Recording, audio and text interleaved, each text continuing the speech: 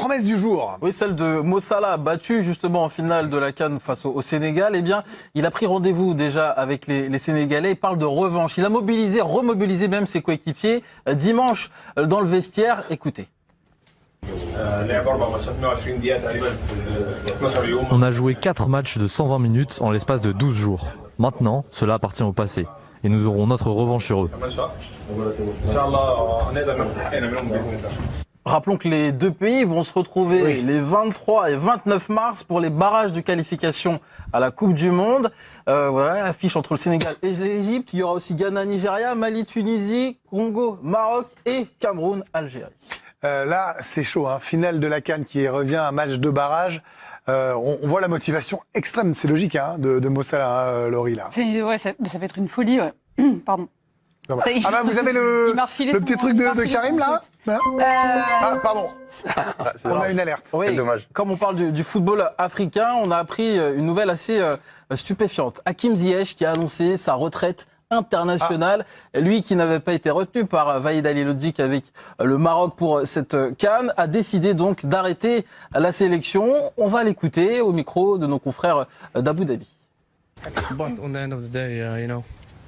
Bien sûr que j'ai mal digéré le choix du sélectionneur.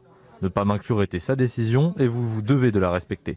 Mais quand le mensonge en fait partie, pour moi c'est clair maintenant. C'est décidé, je ne reviendrai plus en équipe nationale. Ah, alors là, c'est quand même la star de la sélection. Ça vous surprend? Vous êtes étonné? Il y a les barrages qui arrivent, Ludo? Bah, c'est coach Vahid. Hein. Ouais. Coach Vahid, quand vous êtes en bisbille avec lui, voilà, mais il doit sûrement aussi avoir ses raisons, puisque je vois d'autres joueurs et notamment le comportement qu'ils ont eu envers leur sélectionneur pendant cette CAN était plutôt convaincant dans le fait d'être solide, soudé. Donc peut-être que Ziyech a aussi des efforts à faire, malgré le fait que ça là, soit... il fera plus d'efforts, hein.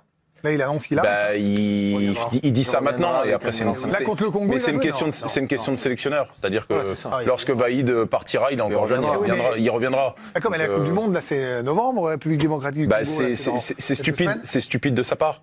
Dans ces cas-là, il faut mettre son ego de côté, essayer de trouver un arrangement, parce que tu ne joues pas que pour toi, tu joues pour un pays entier. Donc là, c'est pas une question d'homme entre toi et ton sélectionneur. C'est-à-dire que là, tu dois faciliter les chances d'un pays de pouvoir se rendre le plus convaincant possible. Donc il faut mettre des fois l'ego, lorsqu'on est une star, un peu son ego de côté pour se fondre dans le collectif. C'est pas le cas. Il veut maîtriser ça comme dire moi je viens pas alors que en fait parce qu'il sait qu'on va pas lui demander de venir tout simplement.